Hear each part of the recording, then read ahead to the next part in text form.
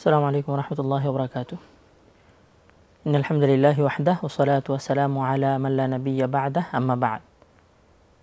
সম্মানিত আমাদের দর্শক মণ্ডলী, যেমনটি আপনারা পূর্ব থেকেই অবগত আছেন, আমাদের গল্পে গল্পে কিছুক্ষণের আজকে পঞ্চম পর্ব।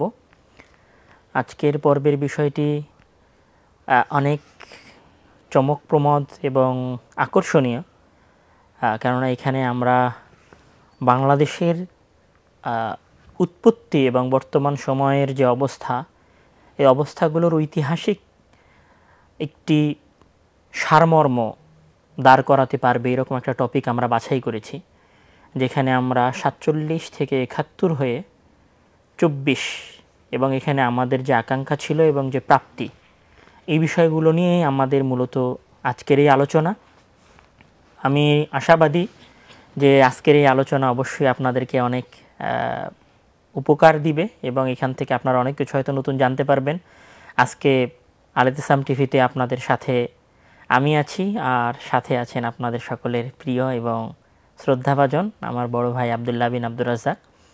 আপনারা আগে থেকেই জানেন যে উনি ভারত উপমহাদেশীয় মুসলমানদের ইতিহাস, রাজনীতির যে ইতিহাস এবং বিপ্লব এবং বিদ্রোহের যে ইতিহাস, সেগুলো উনি বিভিন্ন সময় আলোচনা করেছেন, তবে হয়তো কোনো সময় একদম ধারাবাহিক আলোচনা করা হয় নাই। আজকে আমরা চেষ্টা করব ওনার কাছ থেকে, এবং আমিও যতটুকু অংশগ্রহণ করতে পারি তার সাথে, এই 47 থেকে 71 হয়ে 24 পর্যন্ত এই দীর্ঘ ইতিহাস আপনাদের সামনে তুলে ধরার। আমি প্রথমেই শুরু করছি যে আসলে যেই যে 47-এর যে ব্রিটিশ বিরোধী আন্দোলন এবং এখানে যে আমরা স্বাধীনতা অর্জন করলাম এবং পাকিস্তান এবং ভারত যে হলো, তা আসলে এই পরিস্থিতিটা তো আসলে এমনি এমনি একবারে হুট করে তৈরি হয় নাই, এটার একটা বিশাল ব্যাকগ্রাউন্ড আছে। কিন্তু এবং আমরা এটাও জানি যে ভারতে মুসলমানদের অবস্থানও সেই অনেক আগে থেকে, প্রায় আমি যদি বলি যে 710 খ্রিস্টাব্দে মোহাম্মদ বিন কাসিম এসেছিলেন। তারপরে রাজনৈতিকভাবে বা সম্পূর্ণ সেনাবাহিনী বা যুদ্ধের মাধ্যমে এই অঞ্চলে ইসলাম এসেছিল বলা চলে হাজার শতকের দিকে, আলাউদ্দিন খিলজির মাধ্যমে, তারপরে মোহাম্মদ বিন কাসিমের মাধ্যমে। তো মুসলমানদের এই যে দীর্ঘ ইতিহাস, প্রায় 1000 বছরের ইতিহাস, 1000 বছরের ইতিহাসে আসলে ব্রিটিশরা কিভাবে এখানে স্থান পেল, আর মুসলমানদের এর আগের অবস্থানটা আসলে কি ছিল এইখানে, মানে আসলে মুসলমানদের পরিবেশটাই কি এরকম ছিল যে মানে এখানে ব্রিটিশরা জায়গা পেয়েছে, না আসলে বিষয়টা কি রকম ছিল? আলহামদুলিল্লাহ, আমরা আজকে আমাদের গল্পে কিছুক্ষণের পঞ্চম পর্বে, আর গত 4 পর্বে মানুষজন মাশাআল্লাহ দেখেছে যে আব্দুর রহমান প্রত্যেকটা বিষয়েই, ইতিহাসের প্রতিটা বিষয়ে আমাদের এই পর্বগুলোতে নতুন নতুন তথ্য দেওয়ার মাধ্যমে সমৃদ্ধ করেছে আলহামদুলিল্লাহ। তো আজকে আমরা আশা করব যে আমরা সবচেয়ে বেশি আব্দুর রহমানের কাছ থেকে শুনব। আর আমি হয়তো শুরুর সংক্ষিপ্ত কিছু ইতিহাস টানার চেষ্টা করব ইনশাল্লাহ, যে আসলে ব্রিটিশরা তো এখানে এসেছে, মুসলমানদেরকে উৎখাত করেছে এসে, তাহলে মুসলমানেরা এখানে প্রতিষ্ঠিত ছিল, এটি প্রমাণ বহন করে, যেটা তুমিও বললা। তো এটার সংক্ষিপ্ত ইতিহাস যদি আজকে একটু এইভাবে আমি দেখানোর চেষ্টা করতে চাচ্ছি যে ঠিক ওই সময় বিশ্বের অন্য জায়গায় কি পরিস্থিতি ছিল।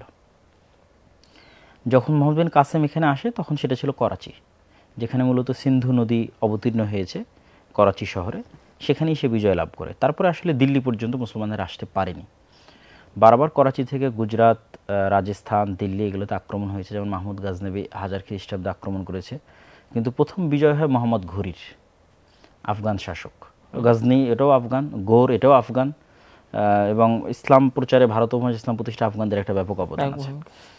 তো মোহাম্মদ ঘুরি প্রথম 1200 খ্রিস্টাব্দের দিকে, 1200 খ্রিস্টাব্দের একটু আগে এটা বিজয় করে, দিল্লি বিজয় করে।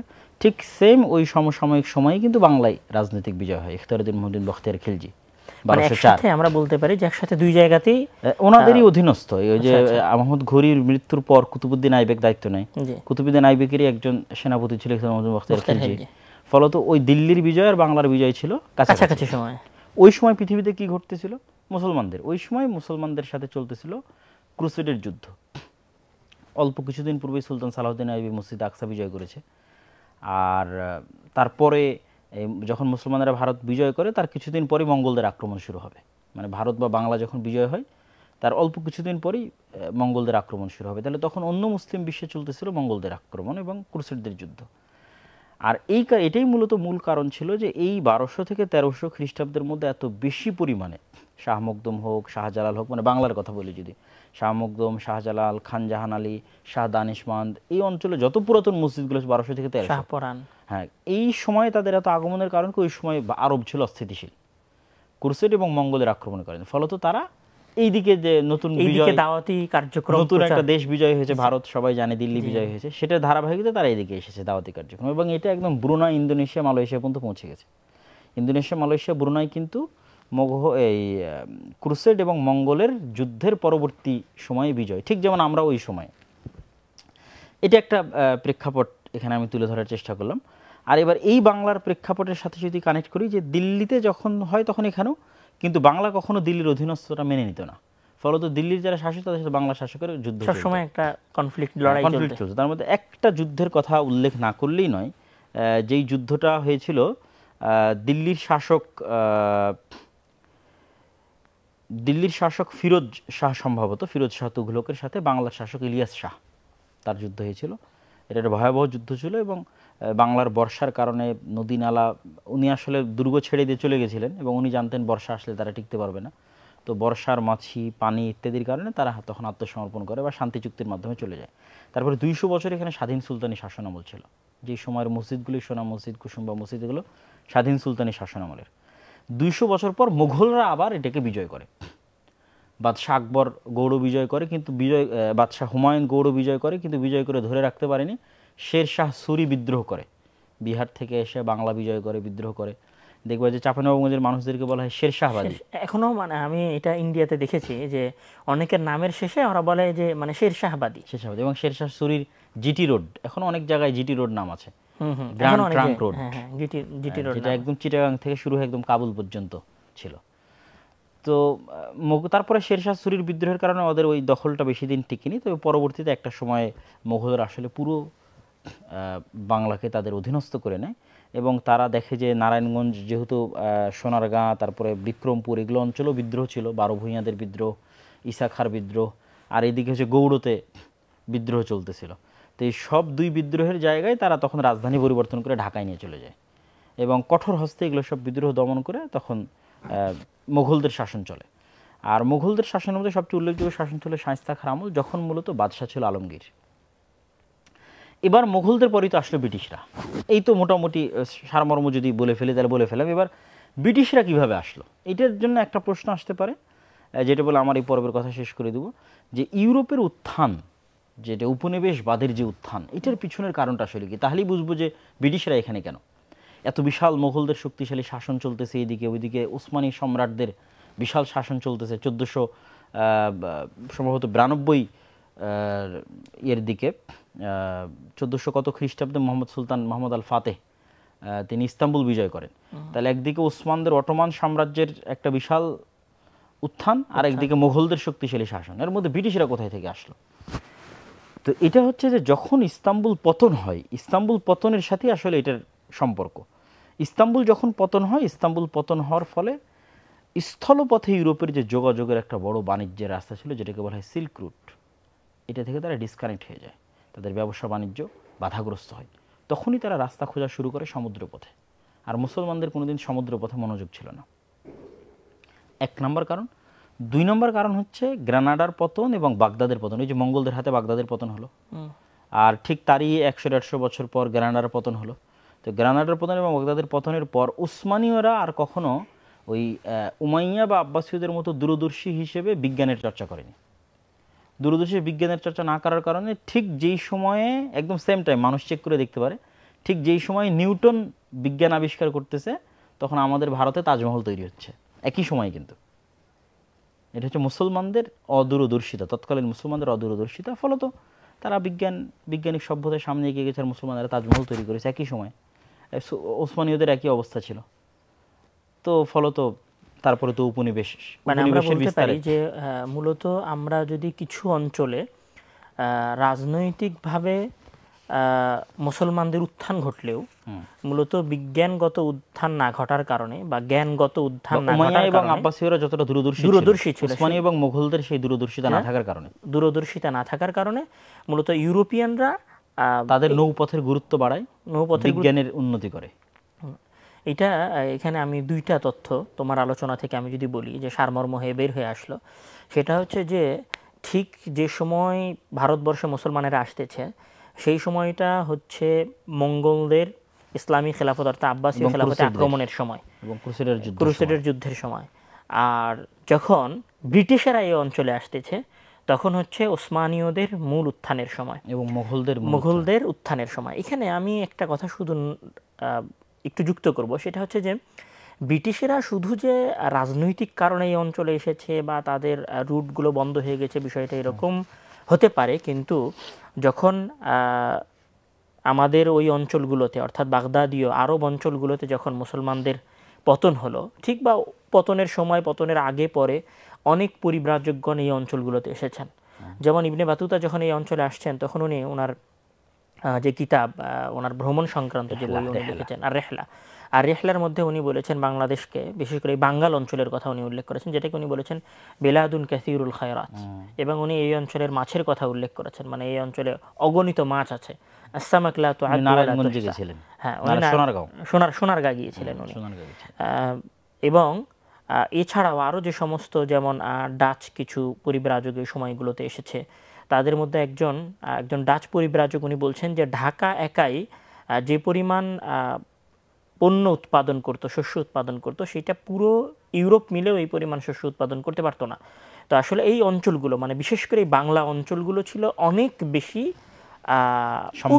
সমৃদ্ধ, এবং এখানকার 1 ইঞ্চি মাটি, এখানকার মাটি হচ্ছে এমন মাটি যেই মাটিতে ফসল ফেললেই উদ্ভিদ গজায়, মানে শস্যের উদ্ভিদ গজায়, এটা ফল দেয়।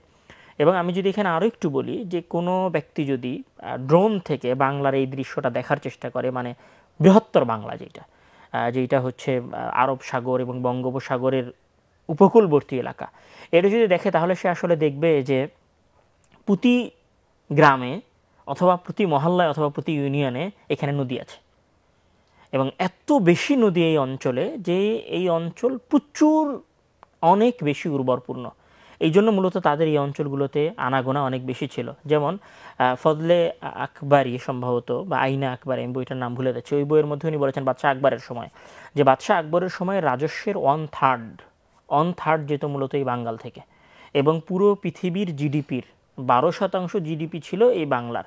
তা ব্রিটিশরা এই অঞ্চলে শুধু রাজনৈতিক কারণে এসেছে এটাও বিষয়টা এরকম না, বরং বাংলা ছিল ব্যবসা বাণিজ্য করার মতো জায়গা। এটার আলামত এখানেও পাওয়া যায় যে মুঘলরা কেন বাংলা দখল করতে চাইবে, দিল্লির শাসকরা কেন বাংলা দখল করতে চাইবে, তার কারণ এখানে কিছু একটা ছিল। হ্যাঁ, এখানে তবে ব্রিটিশদের সাথে মুঘলদের আমি একটা পার্থক্যের কথা বলবো, যে অনেক সময় এই যে বর্তমান হিন্দুরা মুঘলদেরকে বলছে যে তারা আমাদের উপরে এসে শাসন করেছে বা তারা আমাদেরকে দখল করেছে। হ্যাঁ, মোগলেরা এই অঞ্চলে এসেছে, এই অঞ্চলকে শাসন করেছে, কিন্তু এই অঞ্চল থেকে জিনিস নিয়ে তারা আফগান ফিরে যায়নি। এক কথায় তারা দুর্নীতি বা অর্থ পাচার করেনি, তারা এই অঞ্চলেই ছিল এবং এই অঞ্চলের মানুষদের সাথেই কানেক্টেড ছিল, এবং এই অঞ্চলের মানুষদেরই তারা খেদমত করেছে, এই অঞ্চলের উন্নতির জন্যই কাজ করেছে, এই অঞ্চলের উন্নতির জন্যই কাজ করছে। এটাই মূলত মোগলদের এবং ব্রিটিশদের মধ্যে সবচেয়ে বড় পার্থক্য। এবং এখানে একই অবস্থা কিন্তু মোগলরা যখন বাংলায় আসে, শায়েস্তা খাঁ যখন বাংলায় ছিল, তখন সবচেয়ে শ্রেষ্ঠ শাসনামল ছিল বাংলা। এবং এখানে আমি আরেকটা কথা, যে আসলে আমরা বাঙালি বলি আজকে সারা পৃথিবীকে হেয় করা হয়। এখানে আমি যদি বলি যে মুসলিম শাড়ি যেটা ছিল ঢাকার, যেটা একটা আংটির মধ্যে দিয়ে পার হয়ে যেত, বা আমরা আমাদের বইয়ে পড়েছি ছোটোবেলায়, যেটাকে ম্যাচের বক্সের মধ্যে রাখা যেত, আসলে এই উন্নত পোশাক, এই সিল্ক, এই নীল, এটাই প্রমাণ করে যে এই অঞ্চলের মানুষের রুচি অনেক উন্নত ছিল, এবং এই অঞ্চলের মানুষ এত হতদরিদ্র এবং এত গরিব ছিল না।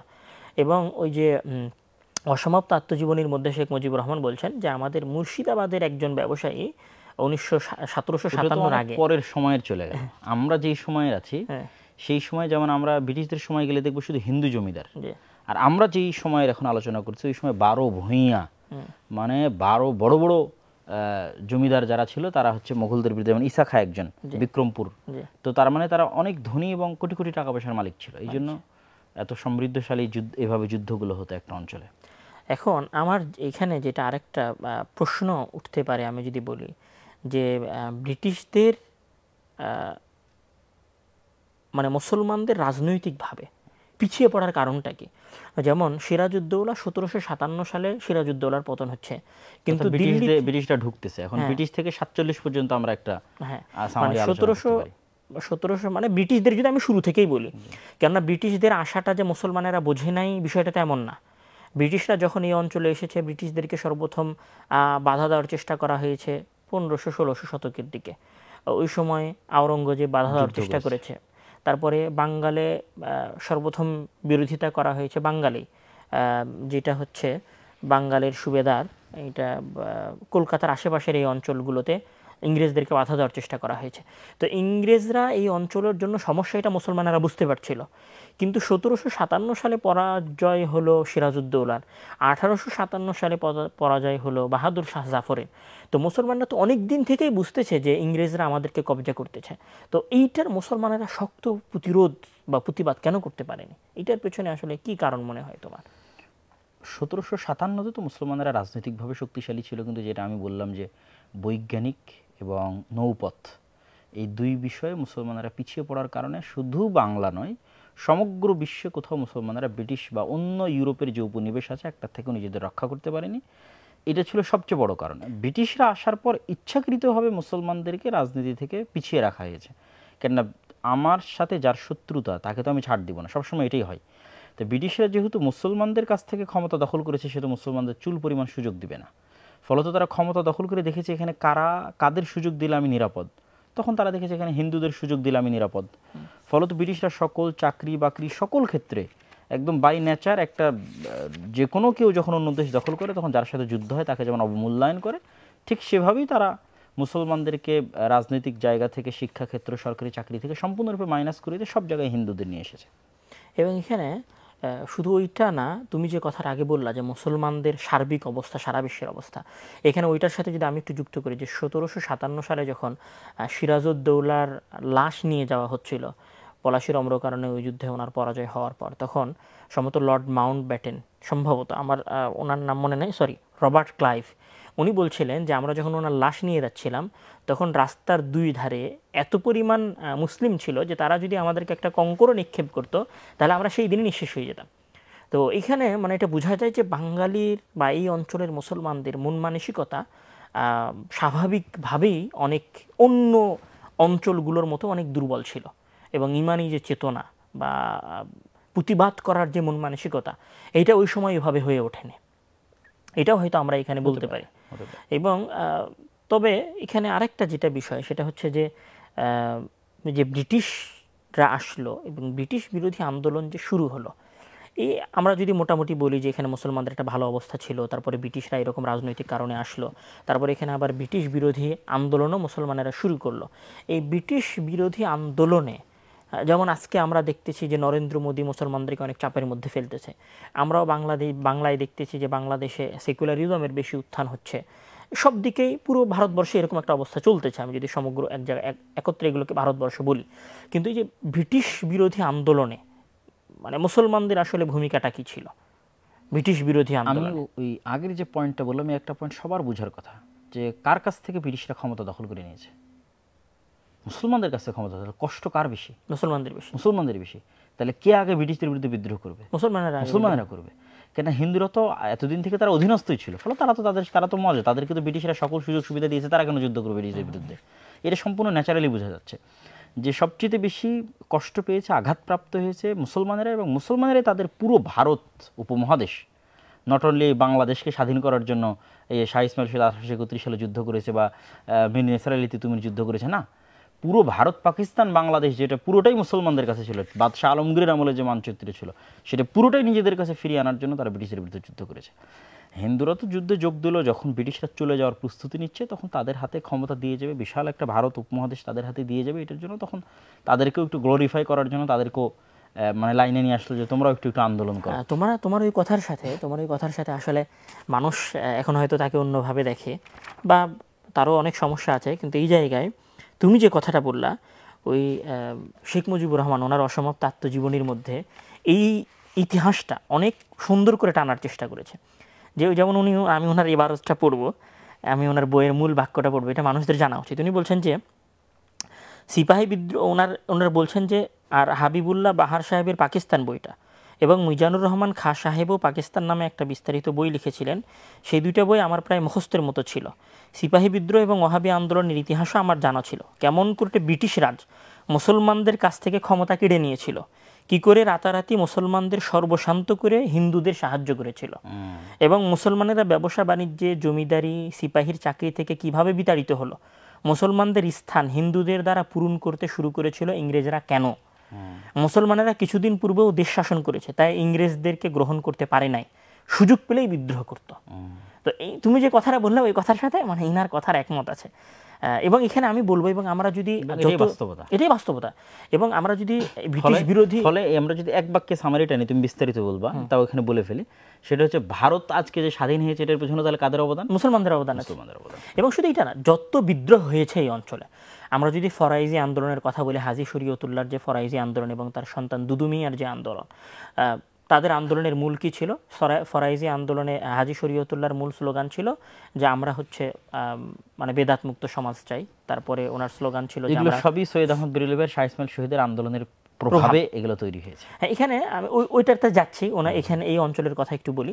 তারপর ওনার ছেলে দুদু মিয়া যখন আসলো তখন তারা বললো যে আমি কর দিব না, এটা ছিল হাজী শরীয়তুল্লাহর আন্দোলন।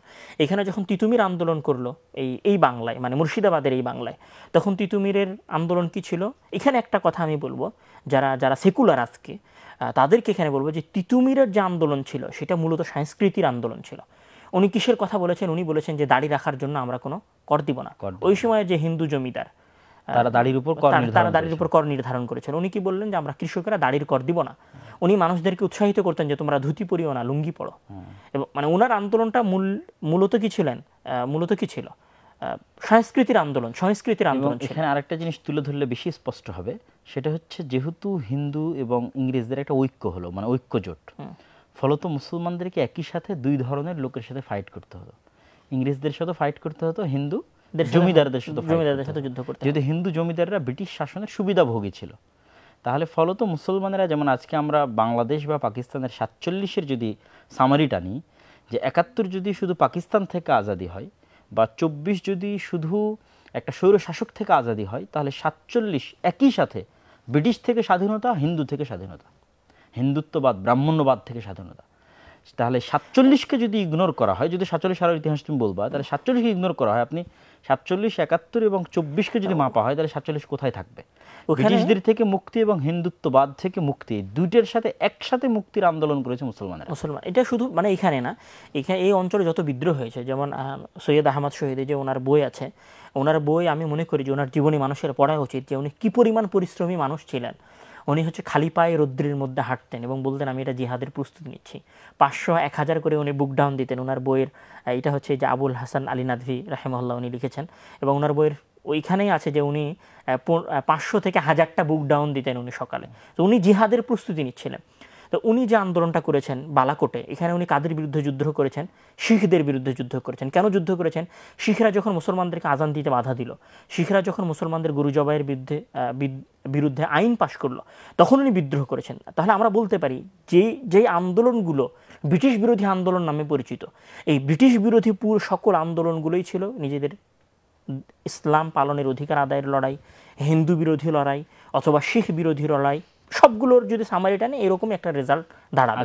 সুতরাং এখানে আমরা হয়তো আরও পরে যাব, তুমি যে কথাটা বললো ওই কথাটা আরও স্পষ্টভাবে প্রতীয়মান হয়। এবং এই যে পাটনার, যেটা বর্তমান বিহারের যে পাটনা, ওলামায়ে সাদিকপুর, যেটা এনায়েত আলী এবং বেলায়েত আলী বড়, এনায়েত আলী তার পরের, ওনাদের যে আন্দোলন ছিল। এবং এখানে যে আন্দামান দ্বীপপুঞ্জের কথা এসেছে, আন্দামান দ্বীপপুঞ্জে মুসলমানদেরকে বন্দি করে রাখা হতো, প্রায় 80,000-এর মতো এখানে বন্দি করা হয়েছিল, যার অধিকাংশই মুসলিম ছিল। এইখানে এই ওলামায়ে সাদিকপুরদের যে আন্দোলন ছিল, এটাও সাংস্কৃতিক আন্দোলন ছিল। এরা সরাসরি সৈয়দ আহমদ শহীদের থেকে কি ছিলেন? প্রভাবিত ছিলেন। এবং এখানে আরও একটা কথা বলা যেতে পারে, হয়তো আমরা এই কথার সাথে যুক্ত করতে পারি, সেটা হচ্ছে যে ইনারা যখন আন্দোলন করতেছেন, ইনারা যখন প্রাণ দিচ্ছেন, যেমন তিতুমির প্রাণ দিচ্ছে বাংলায় বাঁশের কেল্লার সামনে দাঁড়িয়ে, মানে বাঁশের কেল্লাকে সামনে রেখে প্রাণ দিচ্ছে। ওনার কাছে, আমি বলে শেষ করে নেই, ওনার কাছে কি আছে? তরবারি আছে, বর্ষা আছে, বল্লম আছে। আর ইংরেজদের কি আছে? কামান আছে। উনি যদি ওই সময় মনে করতেন যে আমার তো সক্ষমতা নাই, আমি ইংরেজদের বিরুদ্ধে কেন যুদ্ধ করব, এখানে যুদ্ধ করলে তো মারা যাব, তাহলে কি ওই যুদ্ধ কোনোদিন হতো? আমরা কি ব্রিটিশদের থেকে কোনোদিন মুক্ত হতাম? মানে ওই দিন তিতুমির বাঁশের কেল্লায় যুদ্ধ করেছে ইংরেজদের বিরুদ্ধে কিসের উপর দাঁড়িয়ে? শুধুমাত্র ইমানি শক্তির উপর দাঁড়িয়ে। মানে আজ তুমি যে কথাটা বলো যে সবচেয়ে শক্তিশালী পরাশক্তির বিরুদ্ধে যুদ্ধ হবে সবচেয়ে শক্তিশালী ইমান দিয়ে, সর্বোচ্চ প্রযুক্তির মোকাবেলা করব সর্বোচ্চ ইমানি দিয়ে, সেটা আমাদেরকে তিতুমির দেখিয়ে দিয়ে গেছেন। উনি বাঁশের কেল্লায় প্রতিবাদ করেছেন, বাঁশের কেল্লার ভেতরে দাঁড়িয়ে কামানের প্রতিবাদ করেছেন, উনি এখানে হার মানেন নাই। এবং এখানে আরেকটা কথা, উনি দেখছিলেন যে আমি ধ্বংস হয়ে যাচ্ছি, আমি মারা যাচ্ছি, আমার শাহাদত হচ্ছে। এই শাহাদতের দৃশ্য দেখে আসলে তিতুমির মীর নিসার আলী কি ভাবছিলেন? এটা ভাবছিলেন যে আমি বিদ্রোহ করতেছি, আমি মারা যাচ্ছি, তারপরে এই আন্দোলন শেষ, আমি শুধু ইতিহাসের পাতাতেই স্মরণ থাকবো, নাকি আসলে আমি তিতুমির বারবার ফিরে আসবো। সৈয়দ আহমদ শহীদ যখন বালাকোটের প্রান্তরে শক্তিশালী, কিন্তু একই সাল, এটাই বলতে চাচ্ছিলাম, এটাও 1831, ওটাও 1831, উনি যখন ওখানে প্রাণ দিচ্ছেন শিখদের বিরুদ্ধে এবং ইংরেজদের বিরুদ্ধে, একই সাথে শক্তিশালী বাহিনীর বিরুদ্ধে উনি যুদ্ধ করতেছেন, উনি আসলে তখন কি ভেবেছিলেন? মানে আর এখন আমাদের সমাজে যে প্রশ্নটা বারবার উত্থাপন করা হয় যে ক্ষমতার অসমতা, এইটা আসলে কোনো আলোচনার টপিক না। কারো যদি ইমান থাকে, ইমানের ওই শক্তি থাকে যে আই ক্যান ফাইট, আমি যুদ্ধ করব, আমি মারা যাব, আমি শাহাদত বরণ করব, এরকম যদি কোনো শাসক মনে করে, সে মারা গেল নাকি বেঁচে থাকলো, এইটা আসলে জিহাদে দেখার মূল বিষয় না। জিহাদে শুধু এটা দেখতে হয় যে আমি মারা গেলে জান্নাতে যাব। এবং এই দুটো আন্দোলনেরই প্রভাব আমি বলবো যে তুমি একটু এই জায়গায় খেয়াল করে দেখো যে তিতুমির লড়াই করতেছে বাংলায় একই সময়, আর একই সময় লড়াই করতেছে শাহ ইসমাইল শহীদ এবং সৈয়দ আহমদ বেরলভী দিল্লি থেকে হিজরত করে চলে গেছে সেই সীমান্তে পাহাড়ি অঞ্চলে বালাকোটে। তাদের এই দুই আন্দোলনের ফলশ্রুতিতে ওইদিকে পাকিস্তান স্বাধীন হয়েছে আর এদিকে বাংলা স্বাধীন হয়েছে। মধ্যের অঞ্চলে ওই রকম শক্তিশালী কোনো আন্দোলন গড়ে ওঠেনি দেখে কিন্তু সে অঞ্চলগুলোতে এই ধরনের রাজনৈতিক সচেতনতা তৈরি হয়নি, যার ফলশ্রুতিতে তারাও একটা 47 ঘটিয়ে মুসলমানদের জাতিসত্তার পরিচয় তৈরি করবে, এটা কিন্তু ঘটেনি। তাহলে এই বাংলায় এই ধরনের সচেতনতা আর ওই পাকিস্তানে এই ধরনের সচেতনতার সূতিকাগার কিন্তু তিতুমির এবং শাহ ইসমাইল শহীদের আন্দোলন একই সময়। এখানে আরেকটা প্রশ্ন আসতে পারে যে এই যে বিদ্রোহগুলো চলছিল, এই বিদ্রোহগুলো চলতে চলতে এই বিদ্রোহগুলোর মধ্যে আমি যদি বলি যে সর্বশেষ যে বিদ্রোহটা এসেছে সেটা হচ্ছে ফরাইজি আন্দোলন, তারপরে সিপাহী বিদ্রোহ 1857 পরে এই যে অস্ত্রের এই বিপ্লবগুলো, এখান থেকে এই যুদ্ধগুলো বা এই বিপ্লবগুলো বন্ধ হয়ে এক প্রকার বলা চলে এরপরে আর তেমন কোনো বড় বিপ্লব ঘটে না, এগুলো সব ধীরে ধীরে সবগুলো তখন রাজনৈতিক আন্দোলনের দিকে চলে যাওয়ার পিছনে সবচেয়ে বড় কারণ হচ্ছে ব্রিটিশরাই সুযোগ দিয়েছে।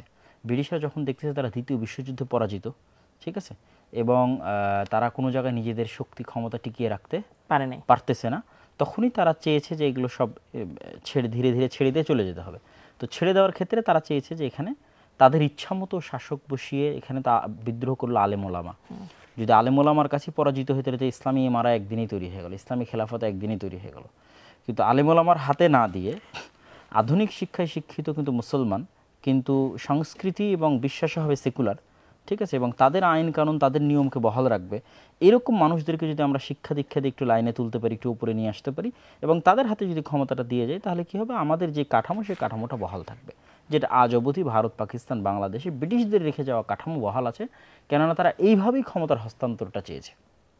খুব ফাটাফাটি ফাইট হয়ে যুদ্ধ হয়ে বিজয় নিয়ে আসা হয়নি, ব্রিটিশরা ইচ্ছা করে দিয়ে গেছে, একটা স্থিতিশীল পরিবেশ তৈরি করার চেষ্টা করেছে, রাজনৈতিক উত্থান, ভারত শাসন আইন নামের যে আইনটা তৈরি করা হয়, সেই আইন তৈরির ভিত্তিতে তখন নির্বাচন দেয়, দল তৈরি হয়, কংগ্রেস তৈরি হয় সর্বপ্রথম। আসলে এই জিনিসটাই মানুষ কিন্তু সৈয়দ আহমদ শহীদের বিদ্রোহের কথা বলে, হাজী শরীয়তুল্লাহর বিদ্রোহের কথা বলে, সিপাহী বিদ্রোহের কথা বলে, তিতুমিরের বিদ্রোহের কথা বলে, কিন্তু এই বিদ্রোহগুলো হুট করে 1857 পরে কিন্তু গায়েব।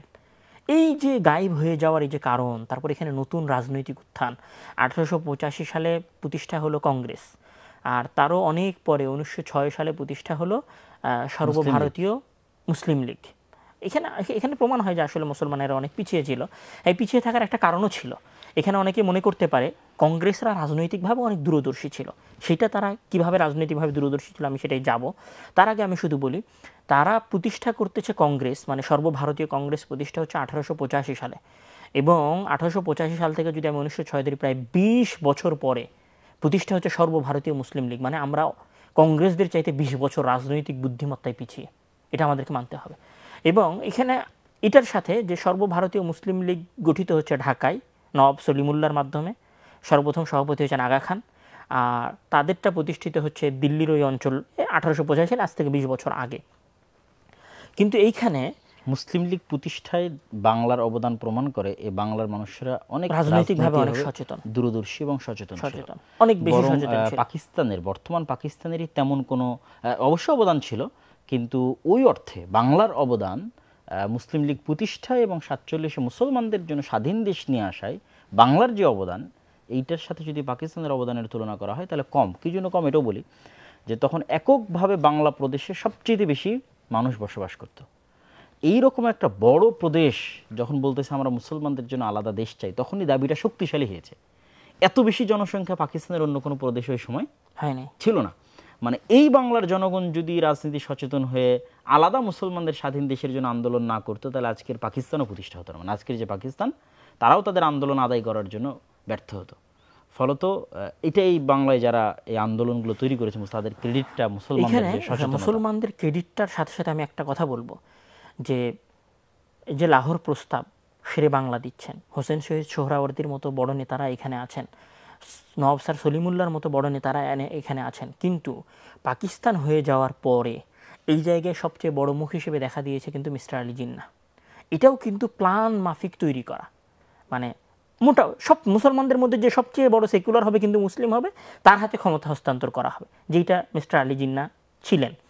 এখানে আমি একটা কথা বলবো যে 1947 সালের যেমন সাধারণ মুসলিমদের কথা প্রতিষ্ঠা হয় নাই, 1971-এও ঠিক সাধারণ মুসলিমদের কথা প্রতিষ্ঠা হয়নি, 2024-এও সাধারণ মুসলিমদের অধিকারের বা মুসলিমদের কথা প্রতিষ্ঠা হয়নি। কথা 47-এর পরে তিতুমির এবং সৈয়দ আহমদ এবং শাহ ইসমাইলের মুসলমানদের রাষ্ট্র প্রতিষ্ঠিত হয়নি না। আমি শুধু ওইটাতে যাচ্ছি না, আমি ওনাদেরকে বাদ দিলাম, ওনাদেরকে বাদ দিলাম যে আন্দোলন সেগুলোরও হয়নি। আমি যদি 1906-এর পরে যত সম্মেলনগুলো হয়েছে, যেমন 1906 সালের পরের কথা যদি আমি বলি, 1906 সালের পরে যখন সর্বপ্রথম আমি যদি একটু উল্লেখ করেই বলি, যখন মুসলিম লীগ গঠিত হলো, তখন মুসলিম কংগ্রেসের মূল থিওরি ছিল যে আমরা বৃহত্তর ভারত চাই, মানে অদ্বিখণ্ডিত ভারত চাই। আর মুসলিম লীগের থিওরি কি ছিল? এটা ছিল কংগ্রেসের থিওরি। মুসলিম লীগের থিওরি কি ছিল? যে আমরা 2 নেশন চাই। এই যে 2 নেশনে মুসলিম লীগের যে আলোচনা সভা বা যে স্লোগানগুলো ছিল, এখানে সর্বপ্রথম শিয়ালকোটের একজন কবি আসগর সোদাই, উনি একটা স্লোগান দিয়েছিলেন যে পাকিস্তান কা মতলব কিয়া লা ইলাহা ইল্লাল্লাহ। এবং 1945 থেকে নিয়ে শুরু করে 1946 পর্যন্ত বা ওই সময়ে যত আন্দোলন সংগঠিত হয়েছে, সব আন্দোলনে জনমানুষের স্লোগান কি ছিল? যে পাকিস্তান কা মতলব কিয়া লা ইলাহা ইল্লাল্লাহ, মানে আজাদির লড়াইয়ের মতলব কি, আজাদির লড়াইয়ের উদ্দেশ্যকে লা ইলাহা ইল্লাল্লাহ বাস্তবায়ন করা। এটা কিন্তু সাধারণ মানুষের উদ্দেশ্য ছিল। কিন্তু এই সাধারণ মানুষের আকাঙ্ক্ষার উপরে, সাধারণ মানুষের বিদ্রোহের উপরে যে পাকিস্তান গঠিত হলো, সেই পাকিস্তানে কিন্তু কি প্রতিষ্ঠা হয় নাই? ইসলাম প্রতিষ্ঠা হয়নি পূর্ণরূপে, বরং সেকুলারদের হাতে চলে গেছে। আমি আরেকটু কথা বলি যে 1920-এর দিকে যখন হিন্দুদের ব্যাপক উত্থান, রাজনৈতিক সচেতনতা দেখা গেল, স্বদেশ আন্দোলন, হিন্দুদের যে বর্তমান বিজেপি বা তাদের যে হিন্দুত্ব কট্টরবাদ, এটার উত্থান কিন্তু বাংলায়।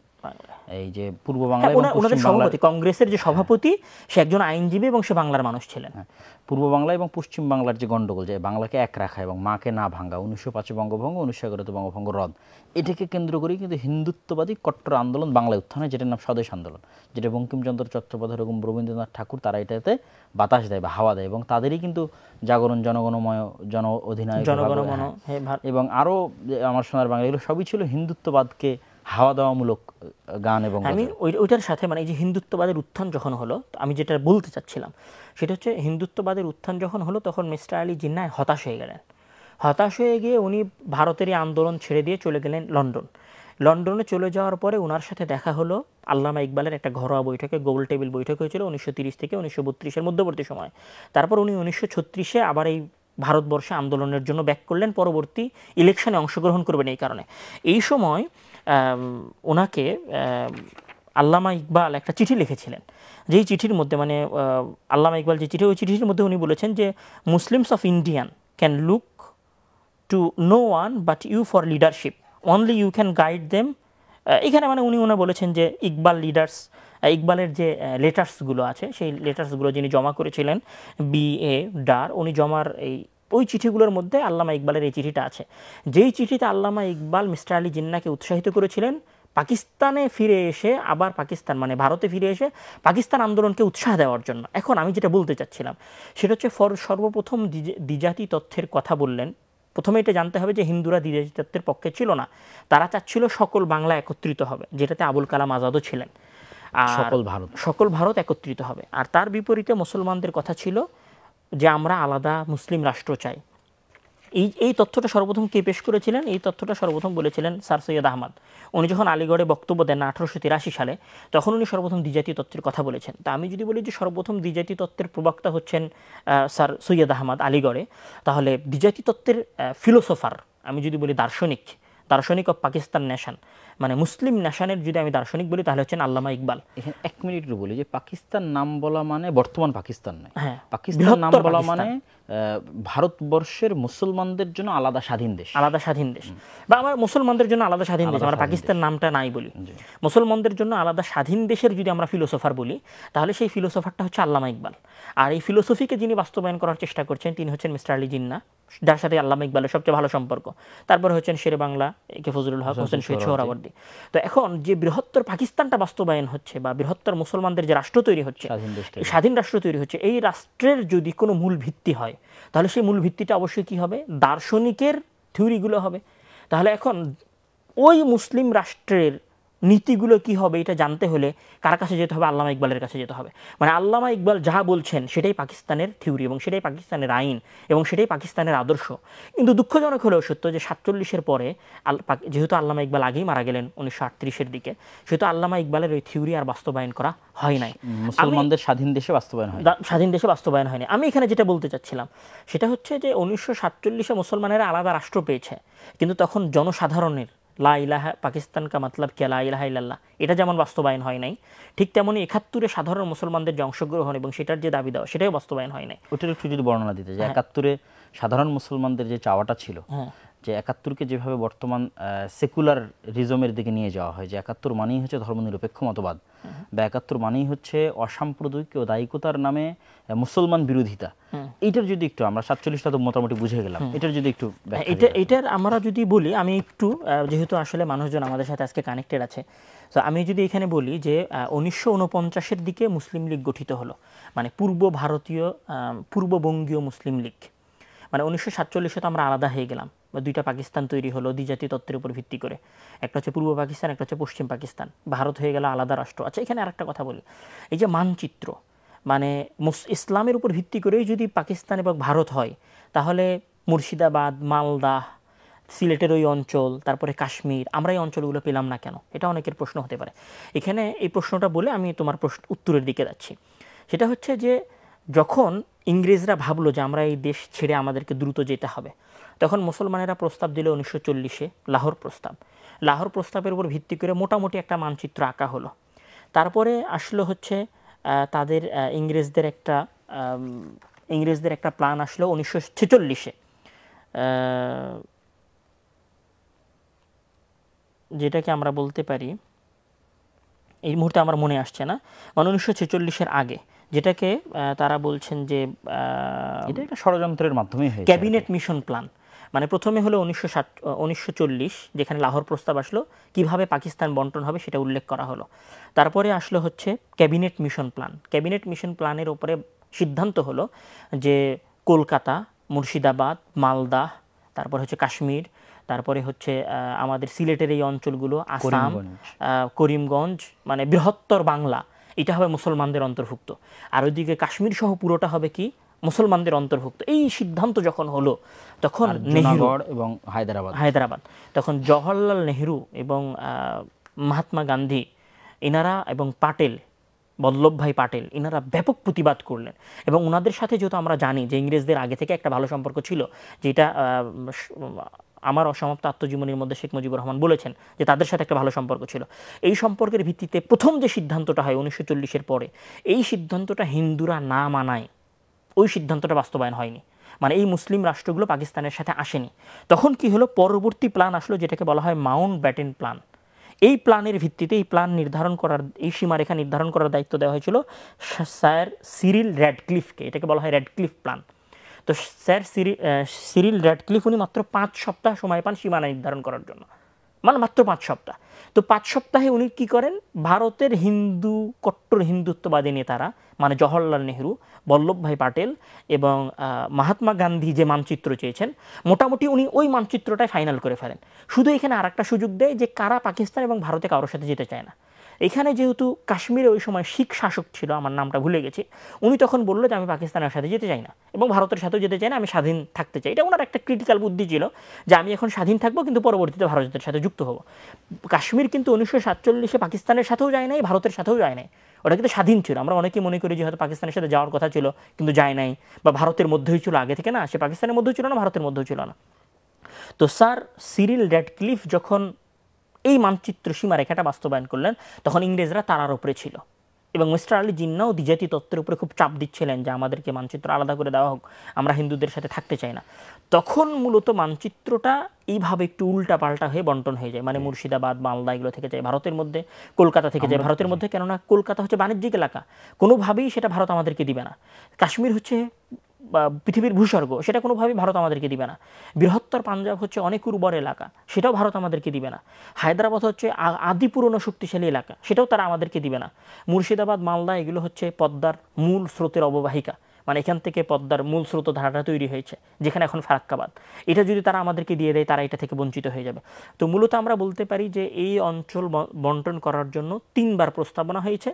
তৃতীয় যে প্রস্তাবনা, সেইটাই মূলত এই অঞ্চলে বাস্তবায়ন হয়েছে। আমরা যদি 47 থেকে 71-এর যে অংশটা, যেটা আমি প্রশ্ন করলাম, যে 71-কে মানুষ মনে করে যে এটা হচ্ছে অসাম্প্রদায়িকতার নামে ইসলাম বিরোধিতা এবং সেকুলারিজম, এটা যদি একটু ব্যাখ্যা দিতে। আচ্ছা, এইটা যদি আমি একটু ব্যাখ্যা করি তাহলে আমি বলবো যে আমরা তো 47 দেখলাম, 47-এর পরে 1949 সালের দিকে এসে পূর্ববঙ্গীয় মুসলিম লীগ গঠিত হলো, যেখানে সভাপতি ছিলেন মৌলানা আব্দুল হামিদ খান ভাসানী, তারপরে হোসেন শহীদ সোহরাওয়ার্দী, শেরে বাংলাকে ফজলুল হক, এনারা সবাই ছিলেন। তারপরে 1955 সালে এটার নাম পরিবর্তন করে হলো শুধু মুসলিম লীগ, যেখানেও ওনারা নেতা ছিলেন, বড় বড় নেতা ছিলেন, এই মৌলানা আব্দুল হামিদ খান ভাসানী টাসানী এনারা। তারপরে এইটা হচ্ছে ইলেকশনের দিকে আগাতে থাকলো, এই পাকিস্তানের এলাকা মানে পশ্চিম পাকিস্তান এবং পূর্ব পাকিস্তান। তখন এনারা এই ইলেকশনে জেতার কারণে একটা যুক্ত ফ্রন্ট গঠন করলেন। এখন কথা হচ্ছে, এই যুক্ত ফ্রন্টের পরে এই যুক্ত ফ্রন্টের যে 21 দফা দাবি ছিল, এই যুক্ত ফ্রন্টের 21 দফা দাবির মধ্যে কোথাও সেকুলারিজম বা সমাজতন্ত্র বা ধর্মনিরপেক্ষতাবাদ এই জাতীয় কোনো কথা ছিল না। তারপরে যুক্ত ফ্রন্টের পরে যখন শেরে বাংলা একে ফজলুল হক কলকাতায় আসলেন এবং কলকাতায় এসে উনি কলকাতার বাংলার মুসলমানদের অনেক প্রশংসা করলেন, তখন পাকিস্তানিরা ওনার উপরে মানে ক্ষমতা হস্তান্তর করবে না যুক্ত ফ্রন্টের হাতে, যেহেতু যুক্ত ফ্রন্ট এদেশের ইলেকশনে ব্যাপকভাবে জয়লাভ করলো, তো এদের হাতে ক্ষমতা হস্তান্তর করবে না বিধায় শেরে বাংলা একে ফজলুল হককে তারা কালারিং করার চেষ্টা করলো। কিভাবে কালারিং? যখন উনি বাংলায় গেলেন চিকিৎসার জন্য এবং প্রশংসা করলেন অনেক বাংলার, তখন উনি বললো যে হচ্ছে হিন্দুদের দালাল, বেনিয়াদের দালাল, সে মুসলিম না, মুসলিম থেকে বের হয়ে গেছে, এরকম কথা বলে তাকে এক প্রকার বলা যায় অকেজো করে দিলেন। এবং উনি অকেজো হওয়ার মাধ্যমে মূলত পুরো যুক্ত ফ্রন্ট কি হয়ে যায়, অকেজো হয়ে যায়। পুরো যুক্ত ফ্রন্ট যেটা গঠিত হয়েছিল কয়েকটা পার্টি মিলে, মানে পূর্ববঙ্গের যত মুসলিম পার্টি ছিল। তারপরে আওয়ামী মুসলিম লীগ কিভাবে আসে? আচ্ছা, এই পার্টির পরে যখন শেরে বাংলা একে ফজলুল হক উনি অকেজো হয়ে গেলেন, তখন মূলত এখানে শেখ মুজিবুর রহমানের উত্থান ঘটে। তখন শেখ মুজিবুর রহমানের সাথে পাকিস্তানের নেতাদের দেন দরবার শুরু হয়, কেননা শেরে বাংলা একে ফজলুল হক ওনাকে অমুসলিম বলার পরে এবং বাঙালিদের উপর অনেক দরদে এই জাতীয় কথা বলার পরে উনি মূলত এক প্রকার ডিপ্রেশনে চলে যান। তারপরে উনি বলা যায় সকল রাজনৈতিক কার্যক্রম থেকে ওনাকে গুটিয়ে নেন। তখন যুক্তফ্রন্ট একটু অকেজো হয়ে পড়ে, তখন এই জায়গায় উত্থান ঘটে মূলত শেখ মুজিবের, যেহেতু আওয়ামী মুসলিম লীগ, আওয়ামী শুধু মুসলিম লীগ, মানে 1955 সালের যে মুসলিম লীগ, যেটা এখানে আগে বলি আওয়ামী লীগ, আওয়ামী মুসলিম পূর্ববঙ্গীয় আওয়ামী মুসলিম তো ছিল 1955 সালের আগ পর্যন্ত। 1955 সালে এটা শুধু আওয়ামী লীগ বা আওয়ামী মুসলিম লীগ নামে প্রতিষ্ঠা হয়। আমি যদি বলি তাহলে হয়তো আমাকে একটু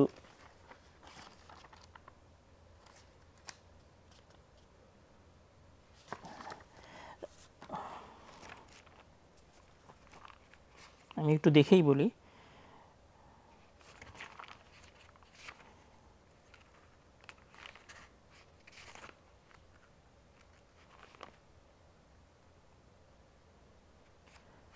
এই সময়টাতেই মূলত উনি হচ্ছেন 6 দফা দাবি পেশ করেন, মানে যুক্তফ্রন্টের পতনের পরে, যখন শেরে বাংলার ওনার অধপতনের মাধ্যমে যখন যুক্তফ্রন্টের অধপতন হলো, তখন শেখ মুজিবুর রহমানের এখানে উত্থান হলো। তারপরে পাকিস্তানের নেতাদের সাথে ওনার দিন দরবার শুরু হলো।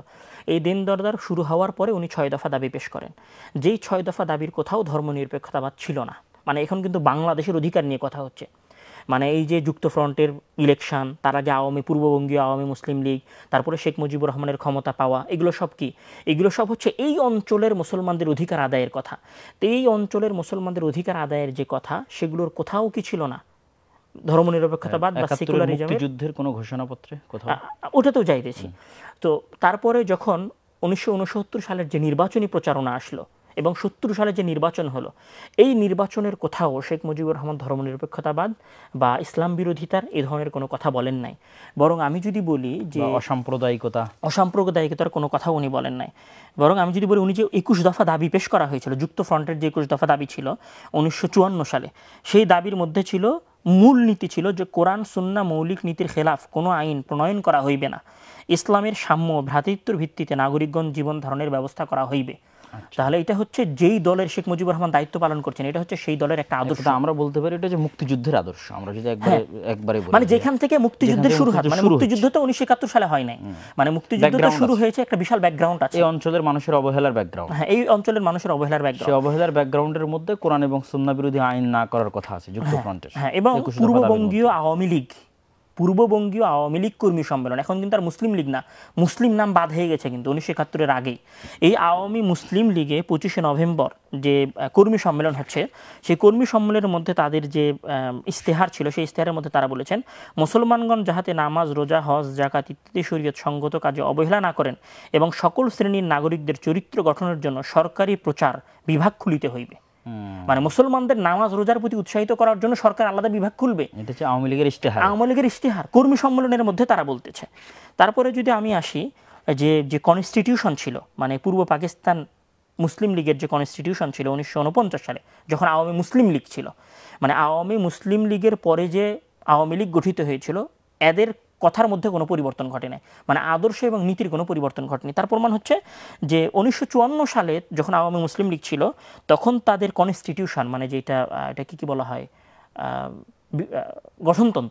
গঠনতন্ত্রের মধ্যে ছিল to disseminate true knowledge of Islam and its high moral and religious principle among the people, মানে ইসলামের আদর্শকে মানুষের মাঝে প্রচার করতে হবে, এটা তাদের কনস্টিটিউশনের মধ্যে ছিল। তাহলে আমরা যদি বলি যে বাংলাদেশ গঠনের যে বিশাল আন্দোলন, বিশাল ব্যাকগ্রাউন্ড, এবং 1970 পর্যন্ত যে নির্বাচনী প্রচারণা, এখানে কোথাও ধর্মনিরপেক্ষতাবাদ, সেকুলারিজম, এগুলোর কোনো কিছুর অস্তিত্ববাদ ছিল না। সরাসরি মুক্তিযুদ্ধে, এবার যদি সরাসরি মুক্তিযুদ্ধের কথা যাই, যে সরাসরি মুক্তিযুদ্ধের কথাতে যদি যাই, তাহলে শেখ মুজিবুর রহমান যখন 7ই মার্চ, যেটাকে আমরা বলতেছি স্বাধীনতার ঘোষণা, অনেকেই সেটার বিরোধিতা করেছে, আমরা ধরে নিলাম যে এটা স্বাধীনতার ঘোষণা। এই স্বাধীনতার ঘোষণা নয়, আমরা ধরে নিলাম স্বাধীনতার ঘোষণা, যেহেতু এটা সেকুলারিজমেরা বেশি বলে, শাহবাগীরা বেশি বলে, তারা যেহেতু এই অঞ্চলে ধর্মনিরপেক্ষতাবাদের বেশি চর্চা করে, তাই আমি তাদের কথাটাই ধরে নিচ্ছি। ওইটা যদি মূল কথা হয়, তাহলে সেই কথার মধ্যে শেখ মুজিবুর রহমান কি বলছেন, ইনশাআল্লাহ, মানে ওনার বক্তব্যের শেষে বা বক্তব্যের মধ্যে আছে যে আমরা এই অঞ্চলকে আজাদ করব। তাহলে আমরা বলতে পারি যে ওনার যে আজাদির লড়াই, সেই আজাদির লড়াইয়ের মূল ভিত্তি কি? সেই আজাদির লড়াইয়ের মূল ভিত্তি হচ্ছে ইনশাআল্লাহ। এবং আমি এখানে ওইটাতে যাওয়ার আগে ওনার একটা বক্তব্য ছিল, উনি একটা লেটার পাঠিয়েছিলেন এই অঞ্চলের মুসলমানদের যুদ্ধবর্তী সময়কালে। সেই লেটারের মধ্যে উনি বলছেন, এটা হচ্ছে বাংলাদেশ আমেরিকাস্থ ইস্ট পাকিস্তান লীগের মুখপাত্র 31 মার্চ 1971 সাল, মানে যখন যুদ্ধ চলতেছে 31 মার্চ 1971 সাল, তখন উনি লিখেছেন, may Allah bless you and help in your struggle for freedom, জয় বাংলা। মানে তোমাদের এই আজাদির লড়াইয়ে আল্লাহ তাআলা তোমাদেরকে কি করুন, সহযোগিতা করুন।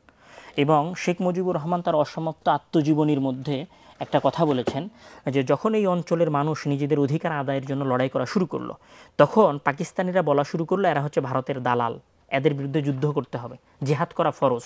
তখন শেখ মুজিবুর রহমান বলছেন যে ওনার অসমাপ্ত আত্মজীবনীর মধ্যে, এটা কিন্তু ওনার অসমাপ্ত আত্মজীবনী, উনি বলছেন যে জনগণকে ইসলাম ও মুসলমানের নামে স্লোগান দিয়ে ধোঁকা দেওয়া যাবে না। ধর্মপ্রাণ বাঙালি মুসলমানরা তাদের ধর্মকে ভালোবাসে, কিন্তু ধর্মের নামে ধোঁকা দিয়ে রাজনৈতিক কার্যসিদ্ধি করতে তারা দিবে না। মানে কারা দিবে না? বাঙালি মুসলমানরা দিবে না। জনসাধারণ চায় শোষণহীন সমাজ এবং অর্থনৈতিক সামাজিক উন্নতি। মুসলিম লীগের নেতারা এসব বিষয়ে সুষ্ঠু প্রোগ্রাম করে জনগণের সামনে মানে এই জাতীয় কথা। তো ওনার কথার যেটা সারমর্ম সেটা হচ্ছে, আমরা যদি ওনার কথা দিয়েও বলি তাহলে উনিও কিসে বিশ্বাস করতেন? ইসলামের বিষয়গুলোতে উনি বিশ্বাস করতেন। এখানে আমি এবার আসি যে উনি যখন 7ই মার্চ ঘোষণা দিলেন, তারপরে এখানে শুধু ওনাকে কেন্দ্র করে না বলে, যেহেতু উনি তো আসলে ঘোষণা দিয়ে চলে গেলেন পাকিস্তানে, এখানে আর যারা মুক্তিযুদ্ধে অংশগ্রহণ দিকে আমরা যাচ্ছি। 25শে মার্চ কালো রাত্রি হলো, ঠিক আছে। তারপরে 26শে মার্চ আসলো, সে শহীদ জিয়াউর রহমান বাংলাদেশের স্বাধীনতার ঘোষণাপত্র পাঠ করলেন। ঘোষণাপত্র পাঠ করার পরে 26শে মার্চ থেকে দ্বিতীয় অধিবেশন শুরু হলো কালুরঘাট বেতার কেন্দ্র থেকে। তো এই কালুরঘাট বেতার কেন্দ্র থেকে যে দ্বিতীয় পত্র পাঠ করা হচ্ছে সেটা হচ্ছে কবি আব্দুস সালাম পাঠ করতেছেন। সেই কবি আব্দুস সালাম উনি যখন ওই পত্র পাঠ করতেছেন তখন উনি ওনার এই পত্র শুরু করতেছেন নাহমাদুহু ওয়া নুসাল্লি আলা রাসূলিহিল কারীম দিয়ে, এবং উনি ওনার কথা শেষ করছেন নাসরুম মিনাল্লাহ ওয়া ফাতহুন কারীব দিয়ে। তাহলে এখানে কি বোঝা যায়? 26শে মার্চ যুদ্ধের পরবর্তীতে যখন যারা ফিল্ডে আছে, মানে যুদ্ধ চলতেছে, মানে 25শে মার্চ তো তারা সেনাবাহিনী ডিপ্লয় হয়েছে, 26শে মার্চ থেকে ফুল ফেজের যুদ্ধ শুরু হয়েছে। এই যুদ্ধ যখন চলতেছে তখন কালুরঘাট বেতার কেন্দ্র থেকে যে ঘোষণা আসতেছে সেই ঘোষণা পুরোটাই কি নাহমাদুহু ওয়া নুসাল্লি আলা রাসূলিহিল কারীম দিয়ে শুরু হচ্ছে, এবং সেটা শেষ হচ্ছে নাসরুম মিনাল্লাহ, আল্লাহর প্রশংসাতে শুরু হচ্ছে এবং আল্লাহর সাহায্য পাওয়ার আশা দিয়ে, আল্লাহর সাহায্য পাওয়ার আশা দিয়ে। তাহলে কিভাবে আল্লাহর প্রশংসাতে শুরু হয় একটা যুদ্ধের ঘোষণা, অথবা আল্লাহর সাহায্য পাওয়ার আশার দিয়ে একটা যুদ্ধের ঘোষণা যেটা শেষ হয়, সেটা কিভাবে সেকুলারিজমের যুদ্ধ হতে পারে? আচ্ছা, আমি এখানে আরো দেখাই।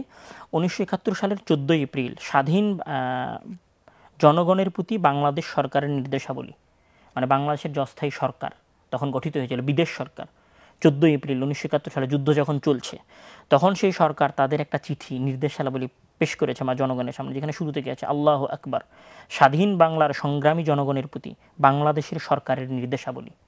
আচ্ছা, এখানে কি নির্দেশাবলী দিয়েছে? নির্দেশাবলীতে আছে বাঙালির অপরাধ, আল্লাহ তাআলার সৃষ্ট এই পৃথিবীতে আল্লাহর নির্দেশ মতো সম্মানের সাথে শান্তিতে সুখে বসবাস করতে চেয়েছে। বাঙালির অপরাধ মহান স্রষ্টার নির্দেশ মতো অন্যায়, অবিচার, শোষণ ও নির্যাতনের অবসান ঘটিয়ে এক সুন্দর ও সুখী সমাজ ব্যবস্থা গড়ে তোলবার সংকল্প করেছে। মানবতার বিরুদ্ধে হানাদার বাহিনীর দানবীয় শক্তি ঝাঁপিয়ে পড়েছে। তারপর এখানে হচ্ছে বাংলাদেশের সাধারণ অটুট মনোবল, আমাদের সহায় পরম করুণাময় সর্বশক্তিমান আল্লাহর সাহায্য। আমাদের সহায় কি? স্বাধীনতার মুক্তিযুদ্ধে আমাদের সহায় হচ্ছে আল্লাহ তাআলার সাহায্য। এটা কি বলছে? বাংলাদেশের অস্থায়ী সরকার তাদের নির্দেশাবলী। আল্লাহু আকবার পড়লাম মনে হয়। হ্যাঁ, এটা শুরুতে আল্লাহু আকবার আছে। আল্লাহু আকবার স্লোগান থেকে জঙ্গিবাদের স্লোগান বানিয়ে দিয়েছে যারা চেতনার। আচ্ছা, এখানে তারা ওই যে প্রচারপত্র, এই প্রচারপত্রের শেষে লেখা আছে অতীতের চাইতে ভবিষ্যৎ নিশ্চয় সুখকর, মানে ওয়াল আখিরাতু খায়রুম মিনাল উলা, মানে দুনিয়ার জীবনের চাইতে কোরআনের আখিরাতি জীবন বেশি উত্তম। তারপরে কি আছে যে নাসরুম মিনাল্লাহ ফাতহুন কারীব, মানে আল্লাহর বিজয় অতীব নিকটবর্তী। এগুলো তাদের প্রচারপত্রের নির্দেশনা।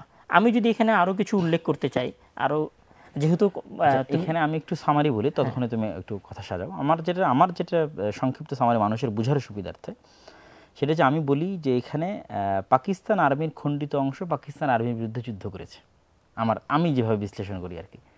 কেননা ইস্ট বেঙ্গল রেজিমেন্ট ছিল, এটা পাকিস্তান আর্মির ট্রেনিং প্রাপ্ত এবং তারা পাকিস্তান আর্মির মেম্বার, এবং যত বীরশ্রেষ্ঠ আছে এবং মুক্তিযোদ্ধা আছে, বীর বিক্রম আছে, তার বেশিরভাগই হচ্ছে পাকিস্তান আর্মি মেম্বার। সাধারণ জনগণ থেকে আসা বীরশ্রেষ্ঠ অথবা সাধারণ জনগণ থেকে আসা বীর বিক্রম বা বীর উত্তম খুব একটা নাই, খুব অল্প, হাতে গোনা। এবং বীর বিক্রম, বীর উত্তম এবং বীরশ্রেষ্ঠদের বেশিরভাগই হচ্ছে মুসলমান। তাহলে যাদের রক্তের উপর দেশটা স্বাধীন হলো তারা সবাই আসলে পাকিস্তান আর্মির সদস্য, এবং তাদের অধিকাংশই এই সদস্যরাই 1965-তে ভারতের বিরুদ্ধে ব্যাপক যুদ্ধে অংশগ্রহণ করেছে এবং শেষ করে ফেলে, এবং লাহোরকে রক্ষা করার জন্য জীবন দিয়েছে, যেগুলোর অনেক আলামত বাংলাদেশের বিভিন্ন সেনানিবাস এবং হেডকোয়ার্টারে আছে। তাহলে এই জিনিসটা প্রমাণ করতেছে যে যেই মেম্বাররা পাকিস্তানের স্বাধীনতা, মানে মুসলমানদের স্বাধীন দেশের স্বাধীনতা রক্ষার জন্য 65-তে যুদ্ধ করছে, তারা তো এমন মিরাকল অলৌকিক কিছু হয়ে গেল না যে 71-এ তারা ইসলামের বিরুদ্ধে যুদ্ধে নামবে, 71-এ তারা সাম্প্রদায়িকতার জন্য যুদ্ধে, অসাম্প্রদায়িক বাংলাদেশের জন্য যুদ্ধে নামবে, 71-এ তারা ধর্মনিরপেক্ষতাবাদের জন্য যুদ্ধে নামবে। বরং 71-এ তারা যুদ্ধে নেমেছিল মূলত তাদের ধর্মীয় ভাবাবেগ থেকে অত্যাচারের বিরুদ্ধে কোরআনের যে আয়াত এবং আল্লাহর যে নির্দেশ, এবং এটাকে তারা জিহাদ মনে করে এই যুদ্ধে তারা অবতীর্ণ হয়েছে এবং তাদের জীবনের ঝুঁকি তারা হাতে নিয়েছে। এবং এই ঝুঁকি নেওয়াতে আসলে আর্মির মেম্বারদের যে অবদান, সে অবদানটা আসলে সরাসরি রাজনৈতিক নেতাদের ক্ষেত্রে একটু কমই, জন্য যে বেশিরভাগ রাজনৈতিক নেতাই হয় ভারতে পালিয়ে আশ্রয় নিয়েছিলেন অথবা শেখ মুজিবুর রহমান তো পাকিস্তানে পালিয়ে আশ্রয় নিয়েছিলেন। ফিল্ডে যারা যুদ্ধ করেছে তারা সবাই ছিল যেই পাকিস্তান আর্মি স্বাধীন পাকিস্তানের রক্ষক সেটারই মেম্বার যারা 65-তে যুদ্ধ করেছে। সুতরাং তারা ধর্মের বিরুদ্ধে যুদ্ধে অংশ নেবে এটা কল্পনাতীত। এই জন্য পরবর্তীতে যারা মুক্তিযোদ্ধা ছিল, অসংখ্য জীবিত মুক্তিযোদ্ধা যারা পাকিস্তান মিলিটারি মেম্বার ছিল, তাদের সাথে আমাদের দেখা হয়েছে, কথা যেমন আলামিন মসজিদের যিনি মোতাওয়াল্লি ছিলেন নজরুল ইসলাম আঙ্কেল, তারা সবাই ছিল ধর্মপ্রাণ এবং তারা স্পষ্টভাবে বলেছে যে আমাদের এই যুদ্ধটা কখনোই সেকুলারিজম বা সাম্প্রদায়িক বাংলাদেশের জন্য ছিল না। তো আমি আশ্চর্য হই যে এটা ঢুকলো কীভাবে বাংলাদেশের 72-এর যে সংবিধান। তা আমি মনে করি যে এটা সম্পূর্ণরূপে ভারত থেকে কপি পেস্ট করে আমদানি করে এই সেকুলারিজম আর অসাম্প্রদায়িক বাংলাদেশ আর এই যে সমাজতন্ত্র 72-এর সংবিধানের যে জিনিসগুলো, এগুলো একটাও মুক্তিযুদ্ধের চেতনাকে ধারণ করে না। তোমার এই কথার সাথে বলি, অক্টোবর মাসের আগে, মানে 1971 সালের অক্টোবর মাসের আগে বাংলাদেশ সরকারের কোনো ম্যানিফেস্টোতে, মানে অস্থায়ী সরকার হোক আর বিদেশ সরকার হোক, সরকারের কোনো ম্যানিফেস্টোতেই সমাজতন্ত্র, ধর্মনিরপেক্ষতাবাদ, সেকুলারিজম এগুলোর কোনো অস্তিত্বই ছিল না। বলা চলে যে 21শে অক্টোবরের পরে বা 18 অক্টোবরের পরে সর্বপ্রথম এই সেকুলারিজমের তথ্য এইটার মধ্যে আসে, এই জন্য মানে মুক্তিযুদ্ধের মধ্যে যুক্ত হয়। এই জন্য আমি বলি যে আমরা সময় শেষে আসতেছে, এই জন্য আমি বারবার বলি যে 72-এর সংবিধান এটা ইম্পোর্টেড সংবিধান। দিস ইজ নট আমি তোমার ওই কথায় যাওয়ার আগে বাংলাদেশের যে একজন মন্ত্রী ছিলেন, ওনার কথাটা আমি কোথায় যে দেখেছি এখন মনে করতেছি না, শেষের দিকে যে হ্যাঁ আমি শেষের দিকে চলে যাব, যে ওনার কথাটা একটু বলা প্রয়োজন মনে করতেছি। উনি শুকরিয়া আদায় করতে বলেছেন 16ই ডিসেম্বরে, উনি যে ওনার বক্তব্য দিয়েছেন, বাংলাদেশের তৎকালীন প্রধানমন্ত্রী, উনি যে বক্তব্য দিয়েছেন, প্রধানমন্ত্রী বা রাষ্ট্রপতি, উনি যে ওনার বক্তব্য দিয়েছেন 16ই ডিসেম্বর বাংলাদেশ স্বাধীন হওয়ার পরে, সেই বক্তব্যের মনে উনি বলছেন যে মুসলিম, হিন্দু, খ্রিস্টান, বৌদ্ধ নির্বিশেষে সকলকে এই স্বাধীনতার জন্য মহান আল্লাহ তাআলার শুকরিয়া জ্ঞাপন করা উচিত। এটা কিন্তু এই যে বাংলাদেশের স্বাধীনতা যুদ্ধের দলিলপত্র এটার মধ্যে আছে। এবং তারপরে আমি বলি, এরপরে কবি আব্দুস সালাম উনি ওনার যে কথা বলেছিলেন, মানে 26শে মার্চ উনি যে ঘোষণাপত্র পাঠ করেছিলেন, সেই ঘোষণাপত্রের মধ্যে ছিল মরলে শহীদ, বাঁচলে গাজী। ওনার বক্তব্যের মধ্যে এই কথা ছিল। তাহলে আমি বলতে পারি, বলা শুধু না, মানে এটা হচ্ছে ফুললি প্রুভড এবং প্রমাণিত যে 1971 সালের এই লড়াইয়ে 7 জন বীরশ্রেষ্ঠের একজনও অমুসলিম না। যতজন সেক্টর কমান্ডার ছিল, এই সেক্টর কমান্ডার একজনও অমুসলিম ছিল না। তাহলে রাতারাতি আজকে আমাদেরকে তোমরা সবাই মৌলবাদ বলতেছ, তো আজকে রাতারাতি আমরা সবাই মৌলবাদ হয়ে গেলাম। আর 1971 সালে এদেশে কোনো ধর্মপ্রাণ মুসলিম ছিল না, এই সেক্টর কমান্ডের মধ্যে কেউ মুসলিম ছিল না। আমি তো বলছি এরাই 1965 ভারতের বিরুদ্ধে যুদ্ধ করেছে। এবং এখানে আরেকটা জিনিস যুক্ত করে দিই, যে তাদের এই চেতনার কারণেই কিন্তু বাংলাদেশ পরবর্তীতে স্বাধীন থেকেছে। মানে এই বীরশ্রেষ্ঠরা, বীর বিক্রম এবং বীর উত্তমেরা তথা যারা পাকিস্তান আর্মির মেম্বার ছিল, তারা যদি সত্যিকার অর্থে 72-এর সংবিধানে বিশ্বাস করতো, অসাম্প্রদায়িক এবং সেকুলার বাংলা বিশ্বাস করতো, তাহলে ওই যে 7 দফার গোপন চুক্তি ছিল বিদেশ সরকারের সাথে, সেই গোপন চুক্তি বাস্তবায়ন হয়, আজ বাংলাদেশের কোনো আর্মি থাকতো না এবং বাংলাদেশের কোনো স্বাধীনতা থাকতো না। বাংলাদেশ পুরোটাই ভারতের করদ রাজ্য হতে পারেনি। কেন? এরা তো ছিল পাকিস্তান আর্মির মেম্বার এবং এরা তো ভারতের বিরুদ্ধে 65-তে যুদ্ধ করেছে, ফলত সেই চেতনা তো তাদের মধ্যে ছিল। এরা যখন দেশ স্বাধীন হওয়ার পর দেখতেছে কিরা আমার দেশের সব অস্ত্রাগার লুট করে ভারত নিয়ে চলে যাচ্ছে, সব জেলা শহরে ডিসিরা দখল করে, হিন্দু ডিসিরা দখল করে বসে আছে, আমরা তো আমাদের দেশ নিতে পারতেছি না, তখন এদের মধ্যে থেকে বিদ্রোহ শুরু হলো। এবং এদের বিদ্রোহের ঠেলায়, বিদ্রোহের চাপে শেখ মুজিবুর রহমান ভারত সরকারকে বলতে বাধ্য হয়েছে, তোমরা তোমাদের সেনাবাহিনী এখান থেকে নিয়ে যাও, নাহলে এখানে আরেকটা যুদ্ধ শুরু হবে। শুধু এই যে এম এ জলিল যিনি জাসদের সভাপতি ছিলেন এবং সম্ভবত খুলনা সেক্টরের উনি সেক্টর প্রধান ছিলেন মুক্তিযুদ্ধের সময়, উনি বলেছেন যে আমি নিজে ভারতীয়দের বিরুদ্ধে বিদ্রোহ করেছি। তারপরে যে আলামিন মসজিদের যে মোতাওয়াল্লি, যিনি বলা চলে যে শেখ মুজিবের অনেক কাছের ব্যক্তি ছিলেন, উনি বলেছেন যে আমরা 1971-এর পরে আমরা সরাসরি 16 ডিসেম্বরের পরে ভারতীয় সৈনিকদের সাথে আমরা যুদ্ধ করেছি, তাদের বুকে আমরা গুলি চালিয়েছি। এরকম পরিবেশেই বাংলায় তৈরি হয়েছিল। তাই আমি অত টিপিক্যাল কথার মধ্যে যাচ্ছি না। আমার সহজ কথা হচ্ছে, একদম ইজিলি কথা হচ্ছে যে 1947-এ যখন ইংরেজরা এই দেশের ক্ষমতাকে হস্তান্তর করে চলে গেছিল, তখন তারা সবচেয়ে কাছের মুসলিম কিন্তু প্রচুর সেকুলার এইরকম লোকের হাতে ক্ষমতা ছেড়ে দিয়ে চলে গেছে। 1971 সালে যে সাধারণ মুসলিম কোরআন হাদিসের কথা বলে, জিহাদের কথা বলে, ওই যে রেডিওতে যে প্রচার হতো না, এই রেডিওর প্রচারের মধ্যেও জিহাদের কথা ছিল, মানে জিহাদের বক্তব্যগুলো ছিল। তো সাধারণ মুসলিমরা যুদ্ধ করেছে, জিহাদ করেছে, বাংলাকে স্বাধীন করেছে, কিন্তু এই স্বাধীন বাংলার যখন ক্ষমতা হস্তান্তর হয়েছে তখন সবচেয়ে সেকুলার ডক্টর কামালদের মতো লোকেরা এদের সংবিধান লিখেছে। এই ডক্টর কামাল কিন্তু এই সংবিধান লেখার আগে আওয়ামী লীগের যে সমস্ত দাবি দেওয়া ছিল ওই দাবি দেওয়ার সাথে ডক্টর কামাল যুক্ত ছিল। মানে এই যে শেখ মুজিবের যে 6 দফা দাবি ছিল 1970-এর আগে, ওই দাবিতেও ডক্টর কামাল সংযুক্ত ছিল, কিন্তু সেখানে তারা ওয়াদা করেছিল যে ইসলামের বিরুদ্ধে কোনো আইন পাশ করবে না। কিন্তু এদের হাতে ভারত ক্ষমতা দিয়ে দিয়েছে যে তোমরা এটাকে কিসের দিকে নিয়ে যাও, ধর্মনিরপেক্ষতা এবং সেকুলারিজমের দিকে নিয়ে যাও। এবার যদি আমরা একটু 2024-এ চলে আসি, তবে আমি আরেকটু 1971-এর একটা কথা বলে আমি শেষ করব, সেটা হচ্ছে বাঙালি জাতীয়তাবাদকে মুসলিম জাতীয়তাবাদের বিরুদ্ধে দাঁড় করানোর একটা প্রজেক্ট ভারত অনেক আগে হাতে নিয়েছিল, যেটা হচ্ছে ছায়ানট থেকে শুরু করে আর যে বিভিন্ন শিল্পী গোষ্ঠীগুলো আছে, উদীচীগুলো আছে, এগুলো কিন্তু বা পাকিস্তান থাকা অবস্থাতেই ঢাকায় প্রতিষ্ঠিত হয়েছিল। এবং ওই যে ভাষা আন্দোলন 1952 সালের যে ভাষা আন্দোলন এবং মিস্টার জিন্নাহ, এগুলোকে কেন্দ্র করে ভারত এটা বুঝেছিল যে এখানে বাঙালি জাতীয়তাবাদকে যদি আমরা দাঁড় করাতে পারি তাহলে এটাকে মুসলিম জাতীয়তাবাদের বিরুদ্ধে ব্যবহার করা যাবে। এবং সেটার জায়গা থেকে কিন্তু রবীন্দ্রনাথ ঠাকুরকে বাংলায় গ্লোরিফাই করা শুরু হয়, অথচ এই বাংলার মুসলমানদের জন্য রবীন্দ্রনাথ ঠাকুরের কোনো অবদান ছিল না। এবং এই ধরনের ম্যাসাকারের কারণেই কিন্তু 71-এর পর রবীন্দ্রনাথ ঠাকুরের জাতীয় সঙ্গীতকে কপি পেস্ট করে বসিয়ে দেওয়া হয়, যেটার সাথে এই বাংলার মুসলমানদের এই দীর্ঘ রাজনৈতিক ইতিহাসের কোনো কানেকশন ছিল না। আমি তো ওইটাই বললাম যে 1947-এ যারা বলেছিল যে পাকিস্তানকে মাতলব কে লা ইলাহা ইল্লাল্লাহ, তারা যেমন অবহেলিত হয়েছে তাদের কথা শোনা হয় নাই। 1971 সালে যারা লিল্লাহি তাকবীর আল্লাহু আকবার বলে মরলে শহীদ বাঁচলে গাজী বলে জিহাদ করেছে, অসংখ্য চিঠি আছে মুক্তিযোদ্ধাদের, যেগুলো ওই মুক্তিযুদ্ধের স্বাধীনতার দলিলপত্রের মধ্যে জমা করা আছে, যারা জিহাদের উদ্দেশ্যে বের হয়েছে, মাকে বলেছে জিহাদের জন্য গেলাম, তাদের কথাও 72-এর সংবিধানের মধ্যে আনতে পারে নাই। এবার আমরা সরাসরি একটু 24-এর, আচ্ছা 24-এ যাওয়ার আগে আমরা বলি যে আসলে মাঝখানে 72 থেকে 75-এর সময়টার কোনো আলোচনা হয় না, বাংলাদেশের ইতিহাসগুলোতে আলোচনা নাই। আমি মনে করি যে আলোচনাও জরুরি। আর আসলে প্রত্যেক যে অভ্যুত্থান থাকে, আমরা যে পাকিস্তানের বিরুদ্ধে বিদ্রোহ করে বাংলাদেশ স্বাধীন করেছি, সেটার একটা কারণ ছিল, এটা একটা কারণের উপরেই 1971 সংগঠিত হয়েছে। ঠিক 24-এর যে অভ্যুত্থান হয়েছে, এই 24-এর অভ্যুত্থানের পিছনেরও কিছু কারণ আছে। এখানে যখন আসলে ব্যাপক নির্যাতন হয়েছে, আলেমন আমাদেরকে ব্যাপক হারে বন্দী করা হয়েছে, তখন ধীরে ধীরে মানুষের ভেতরে আসলে ক্ষোভ জন্ম নিয়েছে। এই ক্ষোভ থেকেই মূলত 24-এর অভ্যুত্থান হয়েছে।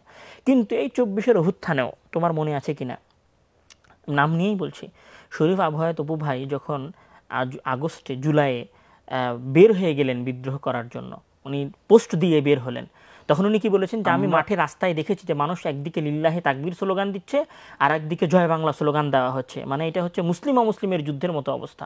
তারপরে এখানে যদি আমি উদাহরণ দিই, ওই রকম অপরিচিত বা ওই ধরনের একদম সরাসরি আবরার ফাহাদ এবং আবু সাইদ, তাদের যদি আজকে মানুষ ফেসবুক পোস্টগুলো অবলোকন করে যে আবরার ফাহাদ ফেসবুকে কী কী লিখতো এবং আবু সাইদ ফেসবুকে কী কী লিখতো, তাহলে আমি দুই একটা পয়েন্ট সামারি হিসেবে তুলে ধরবো, যেহেতু তারা হচ্ছে এই 24-এর আন্দোলনের বড় আইকনগুলোর একটা।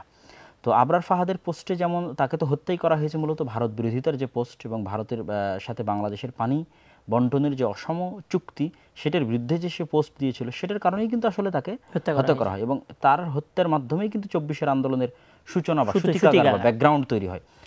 আর আবু সাইদের যদি আমরা অসংখ্য পোস্ট দেখে, তাহলে আবু সাইদ যেমন বাংলাদেশের যে শিক্ষা সংস্কার কমিশনগুলো বা শিক্ষা সংস্কারের যে উদ্যোগ নিয়েছিল আমাদের সাবেক প্রধানমন্ত্রী, সেখানে যে ধর্মবিরোধী বিষয়গুলো ছিল এবং সেখানে LGBTQ থেকে শুরু করে কত ধরনের ধর্মীয় গল্প এবং কবিতাগুলো বাংলাদেশের সিলেবাস থেকে বাদ দিয়ে ধর্মবিরোধী কী কী সেখানে যুক্ত করা হয়েছে, এটা নিয়ে ফেসবুকে খুবই সোচ্চার ছিল আবু সাইদ। এবং সে এই ধরনের বিষয়গুলোতে খুব অ্যাক্টিভ থাকতো, যেমন আমাদের ছোট দোস্ত শেখ আব্দুর রাজ্জাক বিন ইউসুফের বক্তব্য সে শুনতো এবং তার বহু বক্তব্য সে তার ফেসবুকে শেয়ার করেছে। তাহলে তার যদি সকল ফেসবুক পোস্টগুলোকে অবজার্ভ করে, যেমন আমাদের বুয়েটের একজন ছাত্র সে জমা করেছে আমাদের 24-এর আন্দোলনে যারা নিহত হয়েছে তাদের সকলের লাইফ কী ছিল এবং তারা কী দ্বারা প্রভাবিত ছিল। যেই ছেলের লাশটা ফেলে দেওয়া হচ্ছিল ওই যে এর থেকে, সেই ছেলের ক্ষেত্রে বলা হয় যে সে সিয়াম অবস্থায় ছিল ওই দিন, এবং এরকম আর অসংখ্য আছে। আর যদি যেমন ওয়াসিম আকরাম, যে ওয়াসিম এক নামে একটা ছেলে চিটাগাংয়ের, সে যে মারা গেল, যে মূলত জাতীয়তাবাদী ছাত্রদল বা বিএনপির মেম্বার ছিল, সে ফিলিস্তিনের মুসলমানদের স্বাধীনতা নিয়ে খুব বেশি পরিমাণে সোচ্চার ছিল এবং কাশ্মীরের মুসলমানদের স্বাধীনতা নিয়ে তার ফেসবুকে অসংখ্য পোস্ট বিশেষ করে ফিলিস্তিনের মুসলমানদের নিয়ে সে লিখেছে। এবং আবরার ফাহাদও কাশ্মীরের মুসলমান, কাশ্মীরে বিশেষ করে যখন ওই আইনটা বাতিল করে দেয় মোদী সরকার, যে আইনের ভিত্তিতে কাশ্মীর আলাদা স্বাধীনতা ভোগ করতো, ওই সময় আবরার ফাহাদ প্রচুর অ্যাক্টিভ ছিল।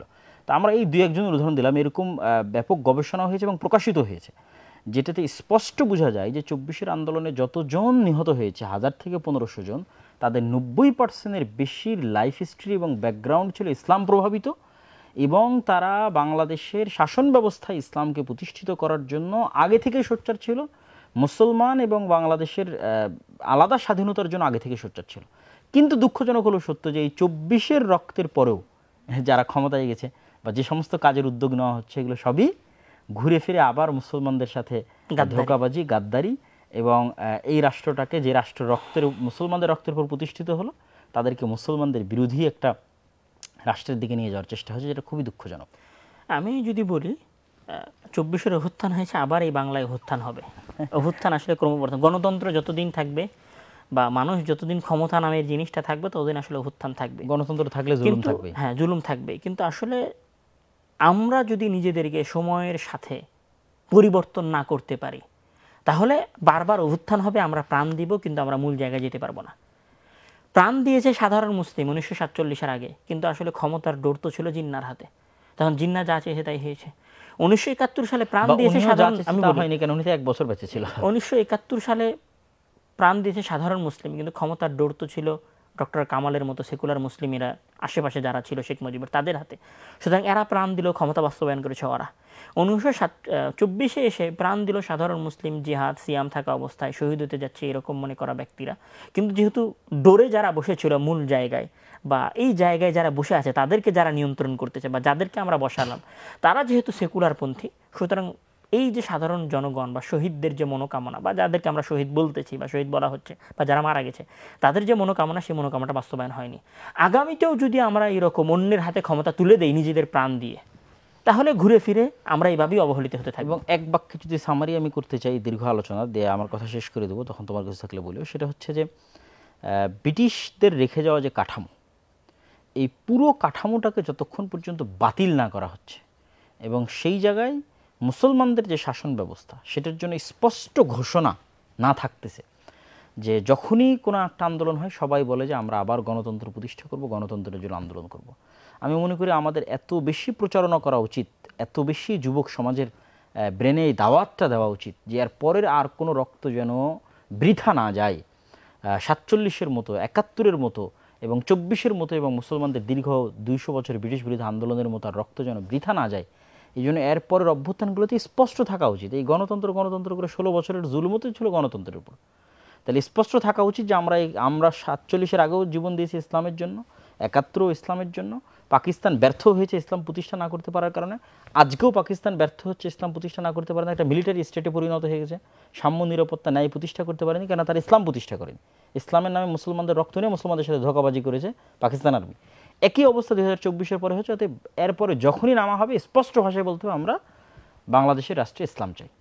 এবং এই পুরো কাঠামোটাকে যতক্ষণ পর্যন্ত বাতিল না করা হচ্ছে, যে কাঠামোর উপরে রাষ্ট্র দাঁড়িয়ে আছে, ততক্ষণ পর্যন্ত কখনোই এই রক্তের যে বাস্তবতা সেটা কখনোই প্রতিষ্ঠিত হবে না। ওইটাই আমি বললাম, আমি ওইটা বলেই আমার কথা শেষ করে দিব যে আমরা যদি ঘুরে ফিরে নিজেরাই প্রাণ দেই আর ক্ষমতা অন্যদের হাতে তুলে দেওয়ার জন্য রেডি থাকি, তাহলে এখানে আমরা যতই যাই বলি না কেন আমাদের মনোবাসনা কোনো দিনই পূর্ণ হবে না। ঘুরে ফিরে সবাই গণতন্ত্রের স্লোগানই গাইবে। এই জন্য এর পরের কোনো অভ্যুত্থানে যদি মানে কেউ প্রাণ দিতে চায় এবং নামতে চায়, তাহলে সে যেন এরকম প্রস্তুতি নিয়ে নামে যে আমি কার আন্ডারে যুদ্ধ করতেছি, মানে নেতা কারা আমার, সেটা নির্বাচন কোন আদর্শ প্রতিষ্ঠা করার জন্য জীবন, শুধু খালি একজন শাসককে পদত্যাগ করানোর জন্য না, আসলে পুরো কাঠামোকে বাতিল করে নতুন কাঠামো, একটা নতুন শাসন ব্যবস্থা প্রতিষ্ঠা করার জন্য। সব মিলে আমি যদি বলতে চাই, আমি এখানে সবশেষে জোর দিব যে 1947 ইসলামের উপরে ছিল, 1971-এর ইতিহাস আসলে সেকুলাররা তো গোসলও করে না তেমন, ওরা যেমন গোসল করে না তেমন আসলে পড়াশোনাও করে না। তাই আমি ওদেরকে বলবো একটু পড়াশোনাও করার জন্য। তো একটু পড়াশোনা করলে 71-এ যে মুসলমানদের ভূমিকা আছে এবং এখানে যে মুসলমানেরা শহীদ মনে করে, শাহাদাত মনে করে জীবন দিয়েছে, এবং এখানে যে কোনো ইন্ডিয়ান চেতনা ছিল না এবং যেখানে কোনো সেকুলারিজম ছিল না, এখানে যে ধর্মনিরপেক্ষতাবাদ ছিল না, সেইটা ওনাদেরকে একটু পড়াশোনা করার জন্য, এবং যারা আমাদেরকে দেখতেছে তাদের বলবো যে অন্ধ হয়ে কোনো কিছু বিশ্বাস না করার জন্য। আমার এখনও মনে পড়ে যখন, ওইটা বলে আমি আমার কথা শেষ করছি, যখন ছোটোবেলায় ওই যে 16ই ডিসেম্বরে যে অনুষ্ঠান হতো, ওই অনুষ্ঠানে নাটক হতো। তো ওই নাটকের মধ্যে রাজাকার হিসেবে পেশ করা হতো দাড়ি টুপি আলাদারকে, আর মুক্তিবাহিনী হিসেবে পেশ করা হতো যাদের দাড়ি নেই, ক্লিন সেভ হিসেবে। মানে এখানে এরকম যে মুক্তিযুদ্ধ হয়েছে সেকুলারিজমের উপরে, আর যারা মুক্তিযুদ্ধের বিরোধিতা করেছে তারা বিরোধিতা করেছে ইসলামের উপরে, অথচ যুদ্ধ হয়েছে ইসলামের উপরে। আর কিছু প্রশ্ন ছিল, তুমি শেষ করো প্রশ্নগুলো বলতে। আর 24-এর যে অভ্যুত্থানটা হয়েছে সেটাও হয়েছে ইসলামের উপরে। সব মিলিয়ে বাংলার উৎপত্তি, বাংলাদেশের মানচিত্রের উৎপত্তি যেদিন হয়েছিল 1947-এ, বাংলাদেশের মানচিত্রের উৎপত্তি যেদিন হয়েছিল 1947 সালে, 1971 সালে যেদিন আমরা স্বাধীন বাংলাদেশ পেয়েছিলাম সেই দিন, এবং 24-এ আমরা যে অভ্যুত্থান করেছি সেই সকল অভ্যুত্থানে ইসলামপন্থীদেরই সবচেয়ে বেশি ভূমিকা ছিল। এই সকল বিদ্রোহগুলো মূলত ডানপন্থীদেরই বিদ্রোহ ছিল, যদিও বা ডানপন্থীরা ক্ষমতায় যেতে পারেনি। আমার মনে হয় অনেক সময় হয়ে গেছে, আমরা কি প্রশ্ন নিব? কিছু দু একটা যদি কানেক্টেড প্রশ্ন থাকে আমি একটু বলে নিই। আমার মনে হয় অনেক সময় হয়ে গেছে, প্রশ্ন আজকে বাদ দিয়ে দাও।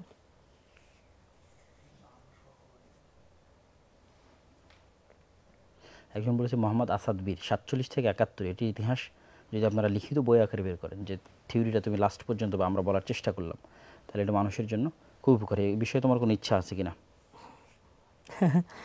এবং একজন অবশ্য জিজ্ঞেস করেছে নতুন অভ্যুত্থানের ফিলোসফার হওয়া যাইতে পারে। উনি হচ্ছে মোহাম্মদ আসাদ বীর নামে জিজ্ঞেস করেছে, গণতন্ত্রের সকল সুযোগ সুবিধা ভোগ করে তারা শুধু ভোট নির্বাচনকে হারাম বলে, তাদের বিষয়ে আপনার বক্তব্য কি?